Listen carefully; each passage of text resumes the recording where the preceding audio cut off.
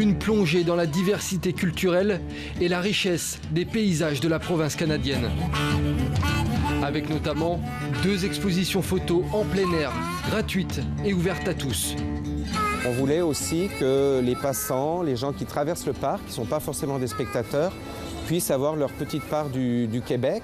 Donc avec les équipes de la Villette, on a choisi de présenter le travail de François Poche dans des grands formats qui sont disposés tout au travers du parc.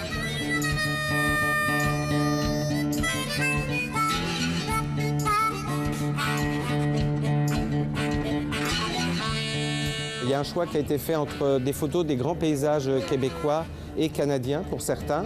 Beaucoup de photos aussi des paysages du Grand Nord. C'est en général des choses qu'on a moins l'occasion de valoriser ici à Paris. Donc c'était l'occasion de les faire découvrir en très grand format.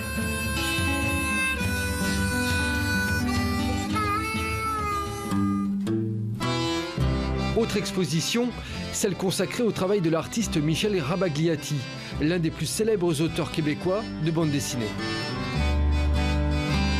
C'est une BD mythique au Québec, donc il y a toute une série, Paul au Parc, Paul à Montréal, Paul dans le Grand Nord. Michel Rabagliati a une production très importante, c'est une star ici au Québec, donc il nous a signé un choix de ses œuvres pour les présenter ici pendant cette semaine. Paul à Québec, c'est une BD mythique pour les Québécois parce que ça raconte l'histoire d'une famille québécoise qui a son chalet à la montagne. C'est aussi très savoureux au niveau de la langue québécoise.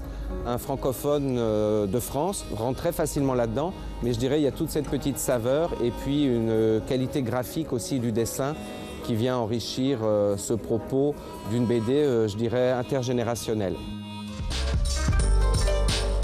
Et puis les jeunes visiteurs ont eux aussi leur expo, coup de projecteur sur les animaux et les sports notamment, l'occasion de découvrir également les expressions et les mots employés au Québec.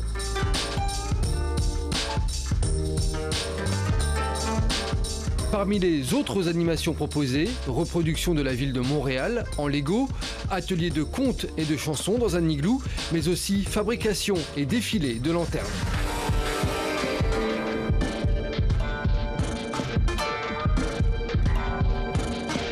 Le Québec, c'est un pays jeune, c'est un pays créatif, c'est un pays ambitieux. C'est ça aussi qu'on a voulu montrer, à la fois des valeurs sûres et puis aussi faire le pari de faire découvrir les compagnies émergentes. C'est le cas avec la jeune troupe de Flip Fabric, étoile montante du cirque québécois, qui vient présenter son nouveau spectacle, Transit.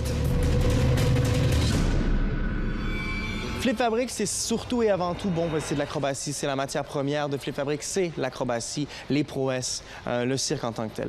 Mais oui, en effet, cirque contemporain, on vient ajouter une touche de musique, on vient toucher une touche dramaturgique aussi, théâtrale, de la danse, beaucoup de danse, avec une mise en scène assez actuelle, oui, donc le cirque actuel, moderne, oui.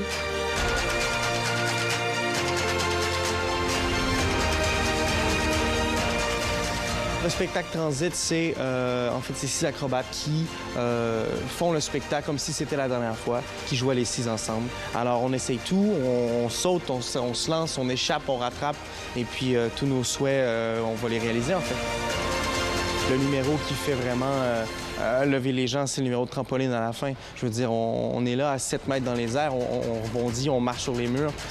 C'est vraiment impressionnant.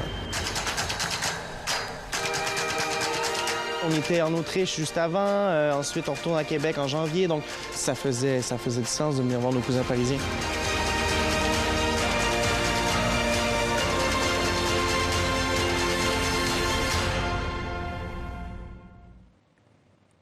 Notre page culture se poursuit avec